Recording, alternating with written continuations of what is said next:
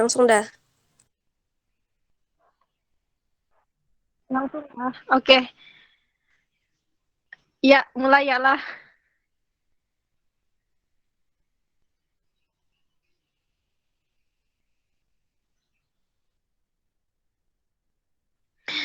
Assalamualaikum warahmatullahi wabarakatuh. Kami dari kelompok 1 Siti Zubairiyah dan saya sendiri Selvi Wanda Lestari akan mempresentasikan makalah dan PPT kami mata kuliah Filsafat Jiwa Islam yang berjudul Filsafat Jiwa Islam menurut Al-Kindi.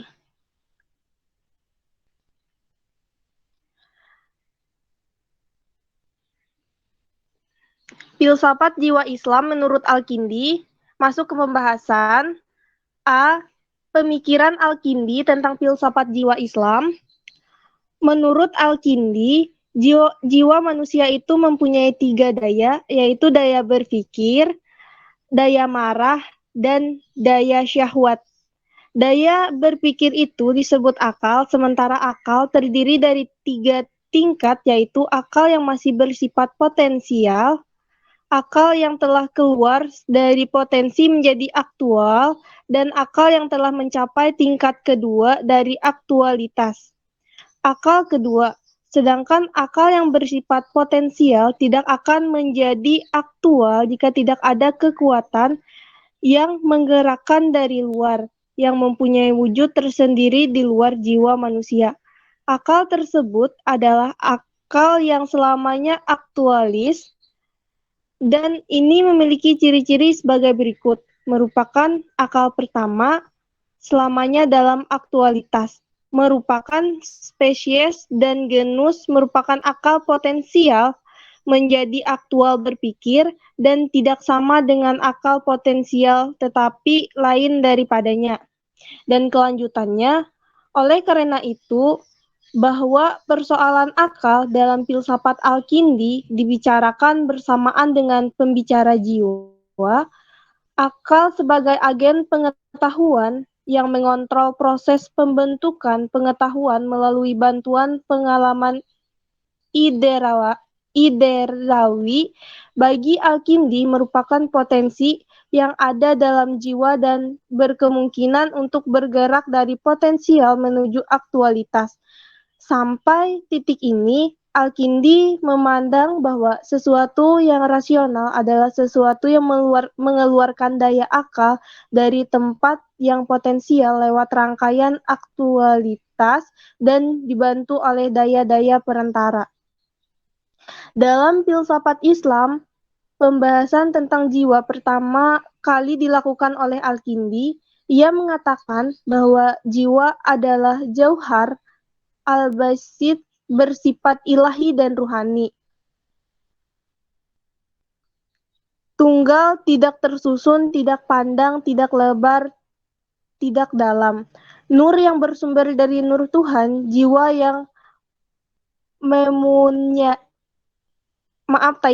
mempunyai arti penting, sempurna dan mulia. Substansinya berasal dari substansi Allah, hubungannya dengan Allah sama dengan hubungan cahaya dengan matahari. Jiwa mempunyai wujud tersendiri, terpisah dan berbeda dari jasad, bersifat rohani dan ilahi. Masalah jiwa merupakan agenda yang penting dalam Islam, karena jiwa merupakan unsur utama dari manusia. Bahkan ada yang mengatakan sebagai intisari manusia. Kaum filosof Muslim memakai kata jiwa al-nafs pada apa yang diistilahkan Al-Quran dengan al-ruh. Ruh merupakan suatu wujud sederhana dan zatnya terpancar dari Sang Pencipta, persis sebagaimana sinar terpancar dari matahari. Ruh bersifat spiritual, ketuhanan terpisah dan berbeda dari tubuh. Sekian, terima kasih.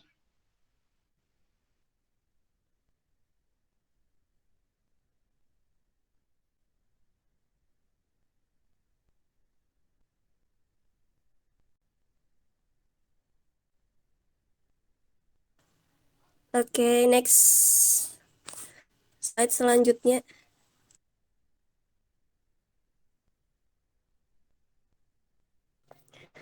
B. Posisi akal. Manusia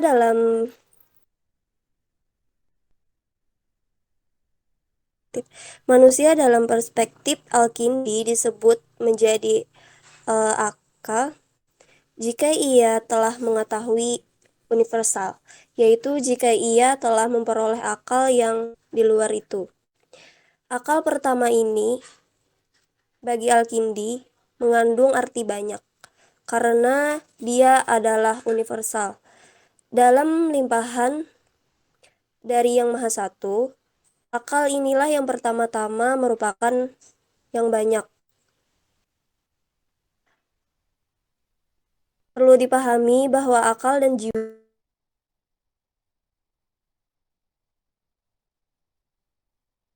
atau intelek apa nih?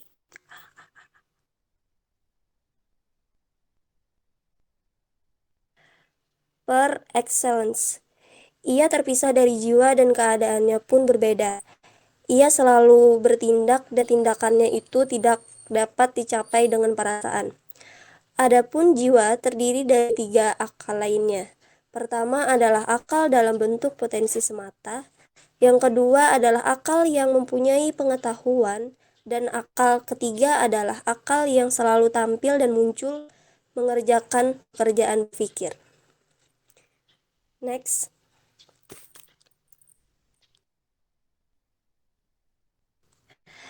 Al-Kindi juga menyebut kemampuan-kemampuan lain dari jiwa ketika ia berbicara tentang pengetahuan manusia dilihat dari cara mendapatkannya. Menurut epistemologi. Menurut Al-Kindi, pengetahuan dibagi menjadi 2, pengetahuan panca indera dan pengetahuan akal. Pengetahuan panca indera hanya mengenai yang lahir-lahir saja. Pengetahuan akal merupakan hakikat-hakikat dan hanya diperoleh kalau manusia mampu melepaskan sifat kebinatangan dalam dirinya. Dengan kata lain, ia harus meninggalkan keduniaan dan berpikir serta kontemplasi tentang wujud. Kalau roh telah meninggalkan keinginan-keinginan badan, bersih dari segala noda kebendaan, dan senantiasa berpikir tentang hakikat-hakikat wujud, dia akan menjadi suci. Dalam keadaan ini, ia akan mampu menangkap ilmu-ilmu yang memancar dari Tuhan, karena ia senantiasa adalah pancaran dari substansi Tuhan atau emanasi. Tetapi bila ia kotor, maka sebagaimana dengan cermin yang kotor, maka ia tak dapat menerima pengetahuan-pengetahuan yang dipancarkan oleh cahaya yang berasal dari Tuhan itu.